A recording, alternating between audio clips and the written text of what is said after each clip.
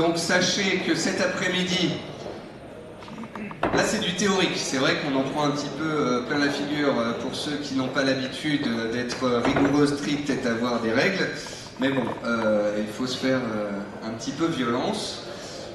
Donc on va parler de deux sujets. Stéphane Sauduteil, donc pour raison personnelle, ne peut pas être là. Je ne suis pas un expert en scalping, mais on va tout de même discuter un peu du scalping, de ses spécificités, de la définition de scalping. Et ensuite, je vais essayer de vous faire une partie sur la pyramidalisation. Ça veut dire pyramider une position, la renforcer à plusieurs reprises, comment ça se passe et dans quel but. Cet après-midi, ce sera beaucoup du point de marché et de l'analyse. Donc ce sera Jean-Louis Cussac qui fera un point sur le CAC 40 et l'euro-dollar pendant 1h15. Ensuite, avec Nadia, on vous montrera comment et pourquoi on a certaines vues sur certains actifs. Et donc ce sera des prévisions de moyen terme, comme on le fait à chaque fois dans nos conférences trimestrielles. Après, introduction à l'Ishimoku et analyse croisée. Je pense que ce sera très intéressant. Je vous le répète, ce sera 13h30 tapante. Alors, qu'est-ce que le scalping? Donc on a vu qu'il y avait des personnes qui faisaient du moyen trade du moyen terme sur plusieurs semaines, plusieurs mois. Ceux qui font du swing trading, qui tiennent leur position pendant plusieurs séances. Et ensuite, on a deux profils qui sont les profils les plus répandus. On a le trader intraday qui va aller chercher 40, 60 à 80 points. Et on a le scalper. Le scalping, c'est d'avoir une stratégie où on essaye de réaliser des plus-values à répétition. On prend des positions qui sont très rapides sur un faible changement de prix. Certains scalpers vont couper leur position en gain ou perte de 3, 5, 7 à 10 pips. Alors, le risque est extrêmement limité puisqu'on ne va jamais mettre un stop à 40 points, voire 120 points. Donc c'est vrai que ça peut paraître très intéressant. Attention tout de même au levier, car pour faire du scalping et se dire je vais essayer de gagner 5 à 10 points par jour en faisant 2-3 scalps, on se dit il faut quand même que j'arrive à gagner une certaine somme avec ces 10-15 points. Ça peut forcer certaines personnes à mettre un effet de levier trop élevé. Par rapport à l'effet de levier, j'ai une seule chose à vous dire. Apprenez à gagner avec 1, montez à 5, apprenez à gagner régulièrement à 5, montez à 10. Si à 10 vous vous plantez, revenez à 1, et ainsi de suite. Jusqu'à ce qu'à un moment, vous puissiez monter votre levier, mais votre money management et vos règles ne changent pas, et vous arrivez ainsi à complètement décupler votre performance. Apprenez à avoir un compte de 2000 €, à trader un lot de 10 000 €, à gagner 15-20 € régulièrement tous les jours, puis ensuite vous passez à 2 lots, à 5 lots, à 10 lots, etc. Et à la fin, on se retrouve avec du 20 $ le point. Le but, c'est de faire 15 pips par jour, ce qui fait 300 $, ce qui fait 6 000 $ par mois. Voilà, avec 15 points. Donc c'est ça que le scalper va aller chercher. Alors l'avantage du scalping, bien évidemment, c'est qu'on va trader 20 minutes, par exemple en ce moment le matin, on trade sur breakout, on prend 20 points, on sort, on a fait sa journée. Donc c'est absolument génial.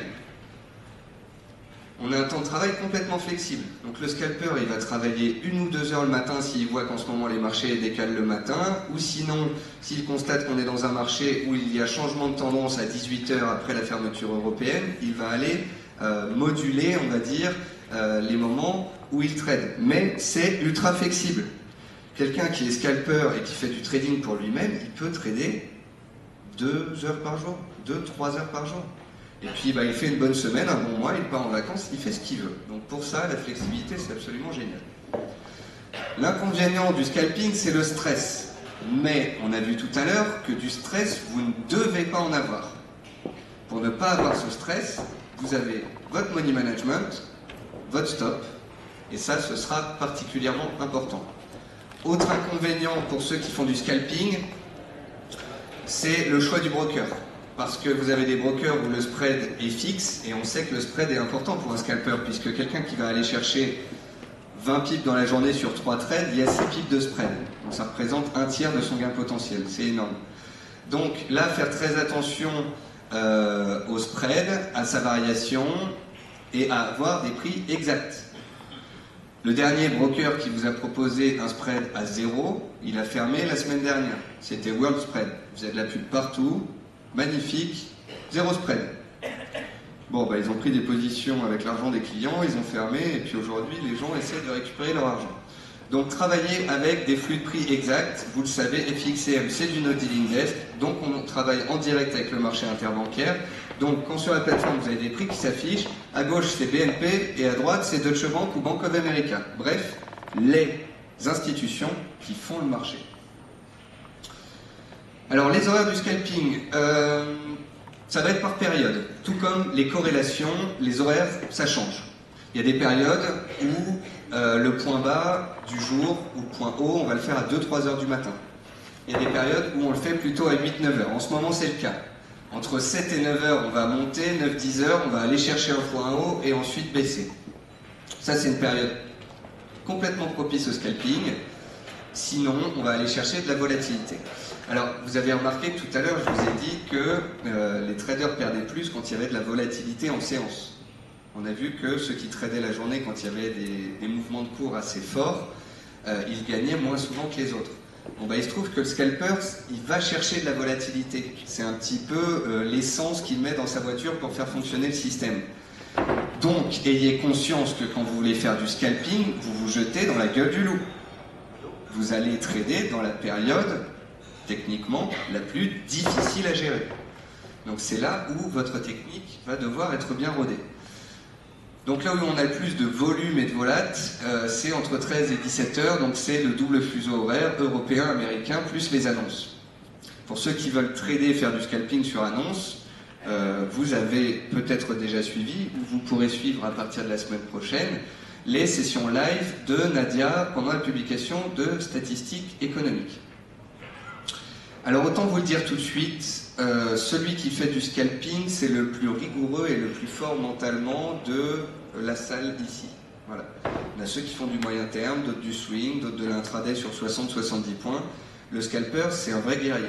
C'est un commando du trading, il a un mental d'acier, il est concentré, il va travailler 2-3 heures, mais ça va être carré, propre. Il a toujours un objectif de gain journalier. Si l'objectif de gain est atteint, il ferme l'ordinateur avec le sourire. Vous avez un objectif de gain en scalping de 15 points par jour, vous l'atteignez, il faudrait limite que l'ordi, dès qu'on prend 15 points sur la plateforme, il se coupe tout seul. Voilà. Pareil pour la perte. Ce qui fait la différence entre nous et un trader en banque, et pourquoi est-ce qu'ils sont plus rigoureux, c'est pas parce que c'est des surhommes, mais c'est aussi parce qu'il y a un système hiérarchique au-dessus. Le trader qui a 1 million sur son compte et qui a le droit de perdre 15 000 euros dans la journée, s'il perd 15 000 euros, son ordinateur il se fige, il ne peut plus trader. Vous ne pouvez pas. Et c'est malheureusement ça qui fait qu'en une séance où on n'est pas bien, on peut totalement craquer et tuer son compte.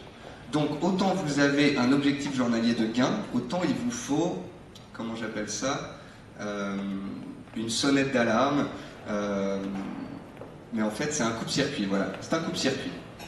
Vous dites, j'ai un objectif en scalping de 20 points de gain et une perte maximum de 10 pips. Vous atteignez 10 pips de perte, vous fermez le PC, vous verrez le lendemain.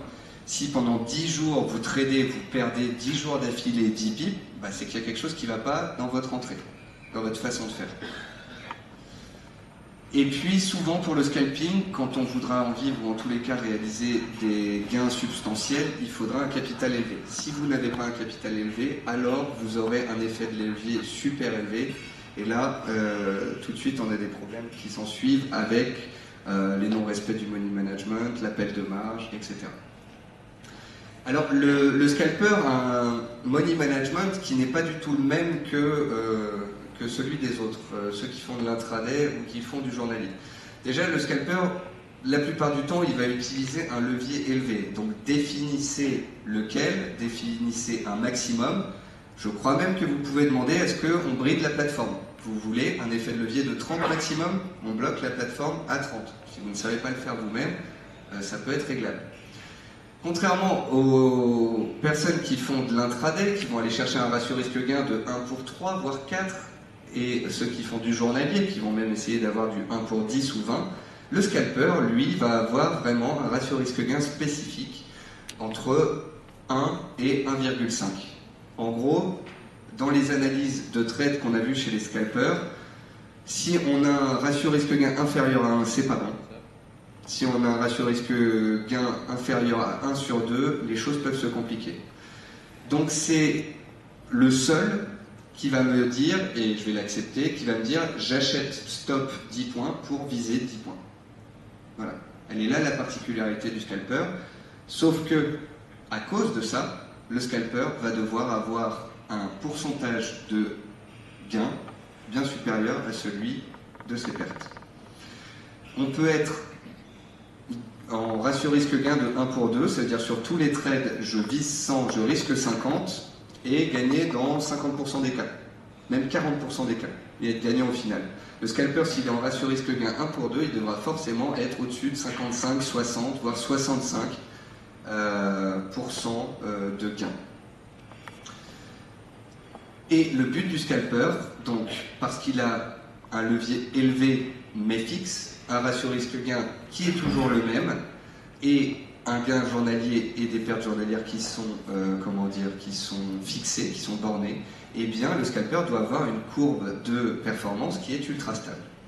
Donc une courbe de performance, je vous en montrerai une après dans mon journal de trading, c'est pas compliqué. Tous les jours, vous mettez j'ai gagné 30 euros, j'ai perdu 20 euros, j'ai gagné 10 euros, j'ai gagné 20 euros. Vous faites ça sous Excel, vous faites un tableau, ça vous fait une courbe de performance. À la fin de la journée, j'ai perdu, c'est pas grave. Ma courbe reste belle, j'ai pas fait 6 pertes d'affilée, il n'y a aucun souci à perdre. N'ayez vraiment pas d'a priori, de peur, de crainte avec la perte, elle doit faire partie du trading. Alors les pièges à éviter du scalping, il y a des personnes qui comprennent rien aux fondamentaux, qui se disent que l'analyse technique ça ne fonctionne pas, alors ils se disent je vais faire du scalping, je vais essayer d'aller trouver mes signaux et de prendre ces 5 ou 7 points. Après tout, si l'euro-dollar bouge de 180 pips par séance, ça ne doit pas être dur d'en prendre 5.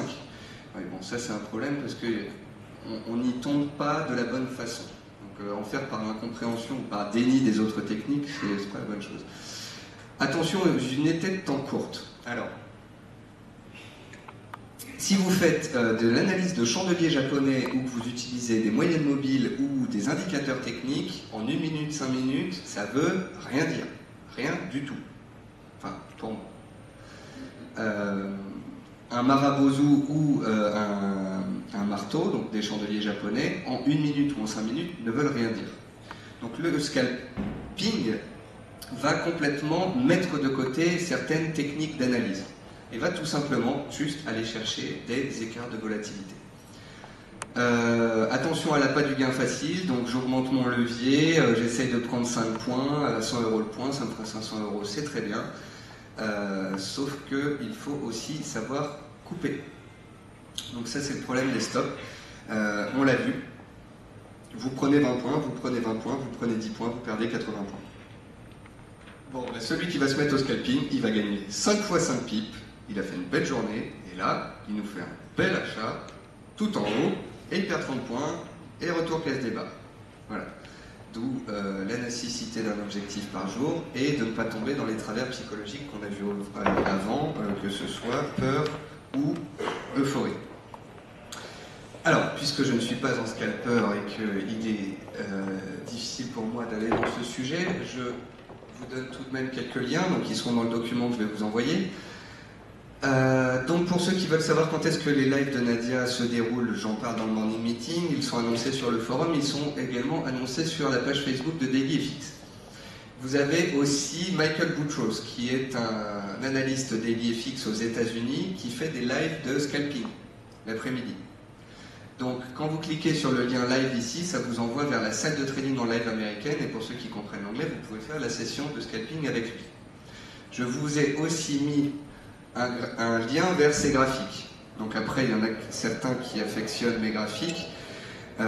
Certains, je pense, affectionneront ceux de Michael, puisqu'en fait, tous les jours, il prend tous les actifs et il met les supports et résistances clés en intraday. Donc autant moi je vais le faire sur du journalier, de l'intraday avec des seuils 2 heures, 4 heures, autant lui va plutôt aller faire une carte un petit peu plus détaillée avec plus de niveaux. Il utilise essentiellement le concept de tendance qu'il va matérialiser, ici par exemple par un canal haussier, et puis les supports et résistances tout simplement. Vous allez me dire comment est-ce qu'on place un seuil sur ce graphique pour savoir si ce seuil a de l'importance. Eh bien tout simplement parce que c'est là qu'il y a le plus grand nombre d'impacts. On le verra juste après dans des graphiques, mais ne serait-ce que si je vous prends l'euro-dollar en 2 heures, il est quand même bien clair qu'un enfant, je pense, de 5 ans, saurait vous dire que la zone de résistance principale, je parle bien d'une zone ici puisqu'on a des petites mèches, c'est voilà, 1,3370, 1,3380, c'est une belle zone de prix, tant qu'on est dessous, ça bloque, si on la casse, on peut acheter sur breakout. Comment placer ces supports et résistances? Alors après, attention, il y a des paires qui sont plus propres que d'autres, donc vous n'aurez pas la même façon de scalper. C'est pareil, attention au pétrole. Il y a beaucoup de scalpers qui s'attaquent au pétrole. Le pétrole, il a perdu 300-400 points. Hein. Donc si vous tradez le pétrole pour faire du scalping, bah, n'allez pas chercher 5 à 10 points. C'est pratiquement impossible, en plus le spread est trop élevé. Donc allez chercher des variations proportionnelles à la volatilité intraday, donc du 30 ou 50 points. Alors, je vais repasser là-dessus. Ensuite, analysez chaque actif que vous tradez et regardez la volatilité. Je vous ai parlé des heures auxquelles il y a le plus de volatilité pour savoir quand faire du scalping. Regardez sur Mataf, donc je vous ai mis un lien, Mataf qui s'appelle désormais Forex Ticket, la volatilité de la paire que vous choisissez. Donc c'est ainsi qu'on constate que sur les 3 dernières semaines, l'euro-dollar évolue de 114 pips en moyenne par jour, alors qu'il y a 6 mois, c'était 186 pips. Donc quand on voit que la volatilité moyenne de l'euro-dollar baisse de 30%, ça veut dire qu'on va aller chercher des objectifs moins loin, ça veut dire qu'on va avoir des stops plus serrés. Et puis pour ceux qui font du scalping, bah, tout simplement, vous voyez les petites montagnes là, bah, c'est les heures. Donc 7, 8, 9 heures du matin, on a dit que c'était là que tous les matins on avait un mouvement haussier. Ensuite ce mouvement haussier se stabilise. Début d'après-midi, midi 1h, 14h, 15h, le mouvement baissier, puis stabilisation et baisse de la volatilité en fin de journée. Donc on a vraiment là un pic de volat pour pouvoir faire du scalping à ces horaires-là. Je vous ai mis aussi donc, le lien vers disposition graphique. Donc ça, c'est pour récupérer les graphiques d'Adrien, de Nadia ou de moi-même. Pour tous ceux qui sont en démonstration ou en réel chez FXCM, vous avez tout simplement disposition graphique ici, qui vous envoie vers l'explication sur comment faire, puisque certains n'y arrivent pas. Et en gros, tous les niveaux de support et résistance qui sont sur mes graphiques, je les enregistre, je les mets sur Facebook, vous les téléchargez, et d'un coup, vous avez tous mes graphiques qui s'ouvrent sur votre plateforme, avec tous les actifs et tous les niveaux, support et résistance, canaux, sur votre ordinateur. Donc ça peut vous aider à défricher. Le but, c'est pas de prendre mes graphiques, mais c'est de s'en inspirer ou d'apprendre à le faire en les regardant. Donc vous avez les lives et les graphiques de Michael Boutros, les dispositions graphiques de toute l'équipe, les lives de Nadia. Faites attention à bien prendre en compte la modification de la volatilité journalière. Ensuite, dans la file euro-dollar, tous les jours, on parle du seuil d'importance. Donc en fait, même les scalpers peuvent trader avec nous. Enfin les pauvres, je les catalogue. Mais ce qu'il y a, c'est qu'on est sur le forum beaucoup à chercher des mouvements, on va dire, de 60-80 points pour ceux qui font de l'intraday et puis 200 points en journalier. Mais on avait défini un seuil de vente à 33,78 pendant le live de mardi et un seuil de vente à 33,60 lors du live d'avant-hier. Donc en fait c'était un beau niveau de résistance à 33,70 et vous allez me dire oui mais ce niveau on l'a trouvé qu'a posteriori une fois qu'il s'est formé. Et là je vous répondrai pas du tout. C'est là aussi où le scalper doit savoir lever les yeux. C'est que ce seuil, on l'a testé à d'autres reprises par le passé. Voilà, on l'a testé ici et on l'a testé là. Et donc, on savait, ici on l'a testé 3 fois, donc on savait que potentiellement, il se passerait quelque chose sur ce seuil. Ce qui intéresse en fait les scalpers, c'est qu'il y a un décalage qui nous emmène sur un support ou une résistance, et que ce décalage nous emmène sur un seuil clé qui nous permet de rentrer avec un pourcentage de probabilité assez élevé. Voilà. On sait que la résistance des 33,70 est une résistance forte. Ce matin, vendre 33,70, 75, on pourrait le faire 20 fois, on serait peut-être stoppé 3 ou 4 fois, mais 7 fois ça fonctionnera. Alors ça fonctionnera pour 5, 10, 20 points, pas pour 50. C'est là où Scalper, lui, sortira avec ses 10 ou 15 points. Donc si on échoue de 15 points sous la résistance puis qu'on la casse, le Scalper, lui, aura pris ses 15 points. Il sera content, il pourra même passer dans l'autre sens et jouer le breakout. Donc c'est vrai que pour ça, c'est pas mal du tout. Si donc pour vous donner des exemples, tout simplement par exemple, regardez ici, il y a quelques jours, donc je crois que c'était vendredi. La semaine dernière, pour du scalping, c'était absolument parfait parce que on avait un seuil ici à 32,80, donc forcément, je vais reporter ce seuil une nouvelle fois à 32,80 ici, je vais shorter une fois, on va y retourner, ça c'était vendredi dernier, je vais le re-shorter, on va le toucher le lundi, alors ça c'est pour ceux qui sont réveillés. Donc là, on avait un niveau, on a pu le scalper et le vendre une fois, 2 fois, 3 fois sans stress, ça chute, et puis là il y a une belle prise d'élan, là on se dit bon, la tendance reste haussière en horaire, on est déjà allé tester 4 fois, s'ils y vont une 5e fois avec sa casse, il y a peut-être quelque chose à faire à la hausse, et là on va se mettre en achat sur breakout à 1,33, on fait 1,33, 1,33,20, vous voyez, même le scalper peut même aller chercher du 30-40 points, hein. C'est ça qui est bien avec lui, c'est que son gain potentiel théorique voulu est faible, sa perte également, mais quand ça se passe bien et qu'on met un achat en scalp sur une cassure des 1,33, comme là on avait un beau niveau horizontal, on a pris 70 points dans la foulée dans les 4 heures qui suivaient, donc, enfin dans les 8 heures qui suivaient. Donc c'est vrai que ça fait un peu long pour un scalper qui trépigne derrière l'ordinateur. Mais vous voyez, c'est d'une propreté extrême. Ici, quand on a cassé le niveau, on ne s'est pas fait peur dessus, on y allait directement. Après, la seule chose qu'il va falloir au scalper, une fois qu'il a son money management, qu'il le respecte et qu'il arrive à poser ses niveaux, c'est une idée sur le marché. Pourquoi hier est plutôt acheteur ou plutôt vendeur? Et c'est là où on va avoir besoin d'un aspect qui est relativement personnel, je pourrais dire feeling, où on se dit aussi,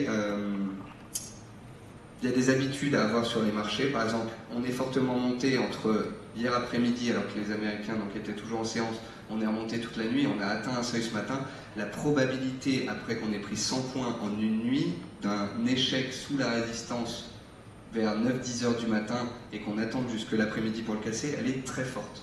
Ça, c'est juste une question d'habitude, d'expérience, de savoir que, bon, certes, les marchés tiennent bien, ils remontent sur leur plus haut, mais ils ne vont pas non plus passer d'un plus bas à une cassure des plus hauts à 11 heures sans les Américains.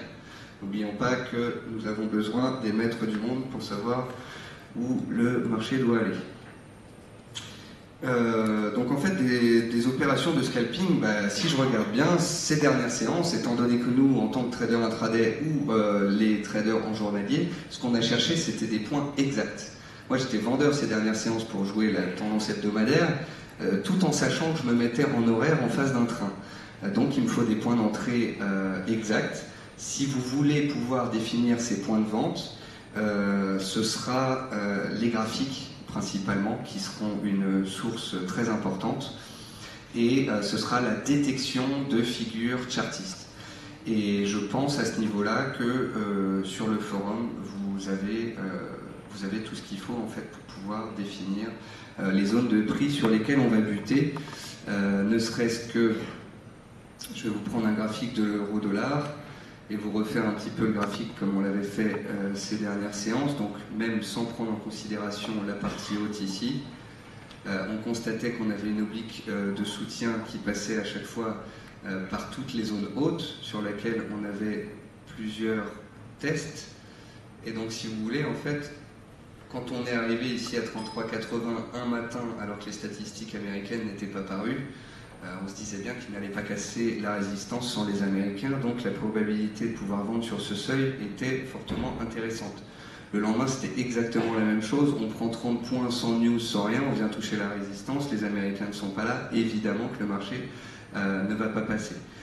Si cet après-midi, avec les statistiques, on casse les 33, 72, 74, je crois qu'on va avoir nos fameux 34-20. Et ça, autant en intraday qu'en scalping, ce sont des choses qui peuvent se jouer. En plus donc de ces bases, on va dire, et de ces liens que je vous ai donnés sur le scalping, je crois savoir qu'il y a des vidéos DailyFX en anglais sur le scalping, donc pour me faire pardonner, on les traduira et on les enregistrera, on les mettra sur le forum DailyFX. Alors, là, je suis en train de prendre sur le temps du repas, mais où on mange, où on pyramidalise. Faut choisir. Alors, la pyramidalisation. Point 1, ça n'existe pas, c'est un mot inventé. Je vais le déposer. Point 2, c'est fait pour les personnes qui savent tenir des trades, autant en intraday pendant plusieurs heures que pendant plusieurs jours. Point 3, faut être une tête brûlée. Parce qu'on va le voir, quand on veut pyramidaliser, c'est qu'on veut prendre position avant que la tendance elle devienne baissière. On veut limite avoir une position tout en haut alors qu'on est encore en tendance haussière, un renfort quand on passe de haussier à neutre, et on renforce la troisième fois au signal baissier. Donc vous attendez le signal baissier pour y aller. Le pyramidaliseur, il en a déjà 3, il en a déjà 2 en portefeuille. Voilà. Donc c'est ultra agressif. Voilà. Moi j'ai fait un journal de trading, je vous le montrerai après. Moi j'aime bien pyramidaliser parce que ça permet d'optimiser énormément les gains. Mais je vais aller un petit peu plus en détail là-dedans. Alors le concept de pyramidalisation, c'est que vous allez augmenter la taille de votre position au fur et à mesure de la réalisation du scénario. Exemple, je pense qu'on va buter à 34,80 et qu'on va revenir à 1,30. Eh bien, je vais rentrer à la vente à 34,80. Puis on va se retourner. On va casser en horaire un support à 34,20. Je vais renforcer. Et on va revenir sur le support des 32,80 où on est actuellement. Et on le casse et je renforce une deuxième fois. Donc j'ai déjà 3 positions, celle d'entrée plus les 2 renforts. Et là, je peux viser tranquillement mon support à 1,30. Donc, au fur et à mesure que le scénario se réalise, votre position n'arrête pas d'augmenter, d'être de plus en plus importante. Et donc vos gains, c'est un petit peu de l'exponentiel. Donc l'avantage, effectivement, c'est que ça décuple énormément les gains. Au lieu de prendre 300 points sur un lot, là vous allez réussir à accumuler 4 lots et à prendre sur votre prix global 200 points. Donc au lieu de gagner 300 points avec un lot, vous allez gagner 800 points avec 4 lots. Un avantage, c'est que ça force à mettre des stops, déjà de 1. Parce que vous ne mettez pas de stop et vous cherchez à pyramidaliser, vous mettez une vente, vous renforcez la vente, vous re-renforcez la vente, vous vous retrouvez avec une position 3 fois supérieure à la moyenne. Pas intérêt que ça parte à contresens et que vous vous retrouviez en négatif. Parce que là, on n'est plus à 10 $ le point de perte, on est à 30 $ d'un coup. De toute façon, pour moi, il est hors de question qu'une position pyramidalisée passe négative. En fait, c'est le concept de base. C'est que je vais rentrer à la vente avec un stop à 30 points. Je ne renforcerai la position que quand le stop de ma première position sera à 0. Et le deuxième, je le rentre, stop 30 points. Et ça baisse. Je mets le stop à 0 aussi. Ouais, dites-moi. Les fibos, c'est intéressant pour ça, pour les retracements fibos. Alors, comme pour les scalpers, en fait, on va se faire un plan, oui, et on pourra utiliser Fibonacci, support et résistance horizontale, moyenne mobile. Puis je vais vous donner un exemple juste après d'une des stratégies que j'ai fait il n'y a pas longtemps. Oui, donc c'est génial parce que à chaque fois qu'on remplit un lot supplémentaire,